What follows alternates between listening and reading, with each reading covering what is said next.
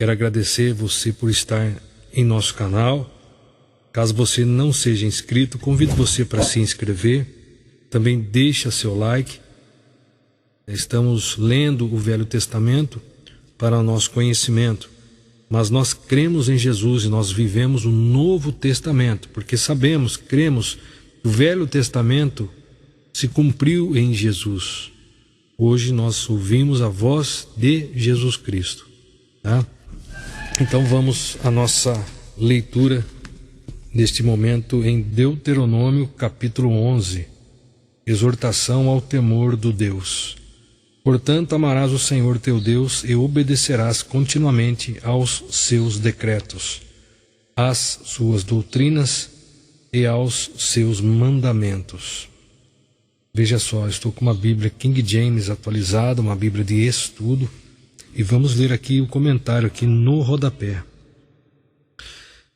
A expressão hebraica mishmar, traduzida aqui por, entre aspas, decretos, significa, entre aspas, aquilo que é vital ser guardado.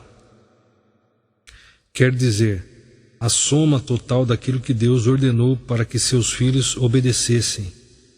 Doutrinas ou estatutos vem do termo hebraico ok, que provém da ideia de, entre aspas, gravar, abre parênteses, como quem talha um desenho numa rocha, fecha aspas. Fixar indelevelmente, estabelecer para sempre. Também tem o sentido de, entre aspas, lei, no sentido da sua inviolabilidade. Os, entre aspas, mandamentos advêm da raiz hebraica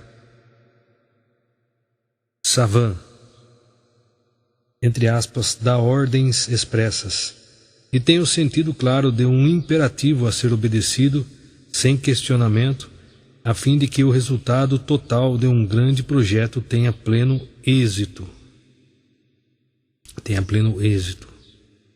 Então veja só, portanto, amarás o Senhor teu Deus e obedecerás continuamente aos seus decretos, às suas doutrinas e aos seus mandamentos. Só recapitulando aqui, essa expressão hebraica, traduzida por decretos, significa aquilo que é vital para ser guardado. Quer dizer, a soma total daquilo que Deus ordenou para que seus filhos obedecessem. E doutrinas e estatutos vêm do termo hebraico ok, que provém da ideia de gravar,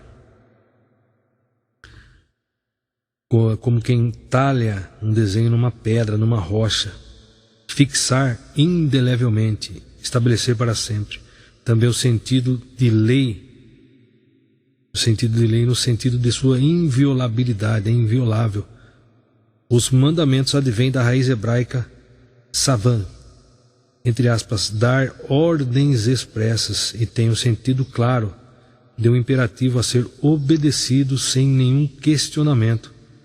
A fim do quê? A fim de que o resultado total de um grande projeto tenha pleno êxito. Continuando o versículo 2: Fostes vós que passastes pela experiência da disciplina do Senhor, e não vossos filhos. Eles não conheceram nem viram a ministração de Yahvé vosso Deus, sua magnificência, sua mão poderosa e misericordiosa, seu braço forte e justo. Versículo 3: Vós, sim, fostes testemunhas oculares dos sinais maravilhosos que ele realizou e tudo o que fez no coração do Egito, tanto com a pessoa do faraó, rei do Egito, quanto com toda a sua terra com seus habitantes.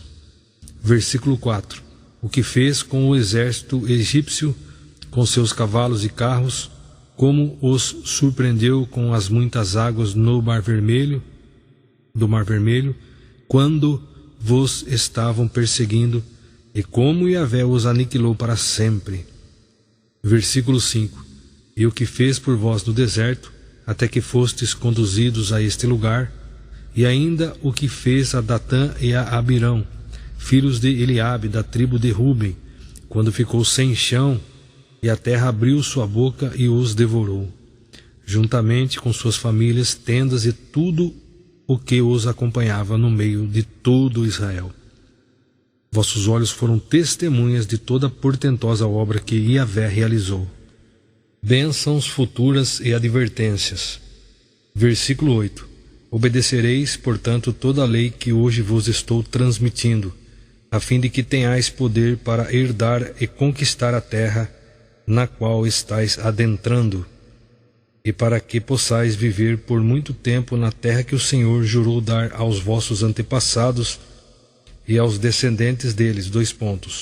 Terra onde manam leite e mel. Eu vejo muitos pastores pregando, pega esse versículo, por exemplo, aqui, e fala, tá vendo? Você vai comer o melhor dessa terra e tal. Nós temos que lembrar que o Velho Testamento se cumpriu no Novo Testamento. Nós cremos em Jesus, nós vivemos o Novo Testamento. Então pegar um versículo aleatório assim do Velho Testamento, falar da lei, a lei se cumpriu em Jesus. Então nós ficamos com o que Jesus falou, tá? Esse aqui é um versículo muito famoso que pregadores usam de forma errada para falar que vai comer o melhor dessa terra, que tem que exigir de Deus o melhor, e como que Deus fosse servo nosso. Mas na realidade, nós temos que viver a realidade. A realidade é que nós que somos servos do Senhor, nós que temos que nos esforçar para agradar ao Senhor, obedecer ao Senhor. Então o Velho Testamento se cumpriu em Jesus. Então nós cremos em Jesus, vivemos o Novo Testamento.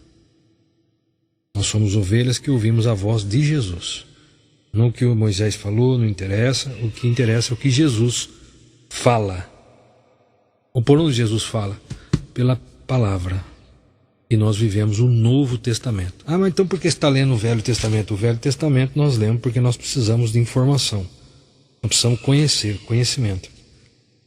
E nós obedecemos, nós cremos, nós vivemos, procuramos viver em conformidade com a doutrina de Jesus, o Novo Testamento, as ordenanças de Jesus, em tudo. Continuando, versículo 10. A terra em que estás entrando, a fim de tomares posse, não é como a terra do Egito, de onde saístes, em onde semeavas e eras obrigado a fazer toda a irrigação usando os pés como numa horta. Está vendo? Esse versículo também é usado. Então, no caso, o que Jesus confirmou no Novo Testamento, nós obedecemos. Nós ouvimos a voz de Jesus. O que os profetas falaram não interessa. O que Moisés falou não interessa. Entende? O que Jesus falou no Novo Testamento é o que nós ouvimos e obedecemos. Nós cremos, por isso obedecemos. Versículo 11. Mas a terra na qual ireis, logo que atravessares o Jordão, adentrar, para dela tomardes posse, é terra de montes e vales exuberantes, alimentados pelas chuvas do céu. Versículo 12. É uma terra de que Yahvé, teu Deus, zela com carinho. Os olhos do Senhor estão sempre fixos sobre ela, do início ao fim do ano. Portanto, se de fato obedecerdes aos mandamentos que hoje vos ordeno, amando ao Senhor vosso Deus e servindo a Ele com todo o vosso coração e com toda a vossa alma, concederei boas chuvas para a vossa terra no tempo certo. Chuvas de outono e de primavera. Poderás assim recolher teu cereal, e tereis trigo, vinho e azeite com fartura. Aqui uma referência cruzada no Novo Testamento, Tiago 5:7, que nos ensina sobre coragem no dia do sofrimento. Portanto, meus irmãos, sede pacientes até a vinda do Senhor. Observai como o lavrador aguarda o precioso fruto da terra, esperando com paciência até que receba as primeiras chuvas de outono e as que encerram a primavera.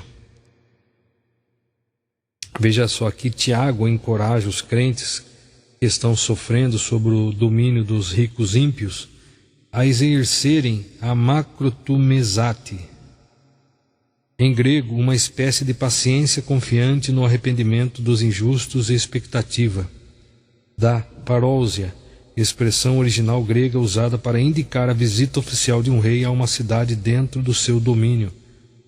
Romanos 2,4, 1 Pedro 3,20 e 2 Pedro 3,9. Termo que passou a designar, entre aspas, o glorioso retorno do Senhor.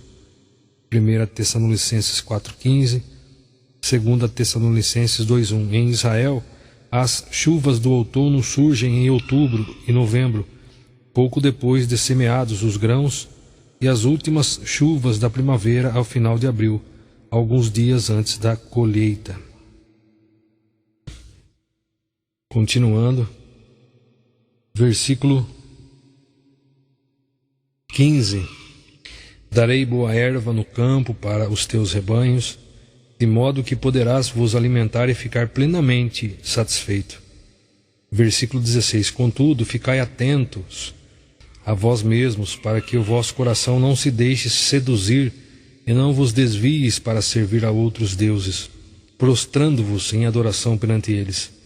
Versículo 17: A ira de Yahvé se acenderia terrivelmente contra vós, e ele fecharia os céus.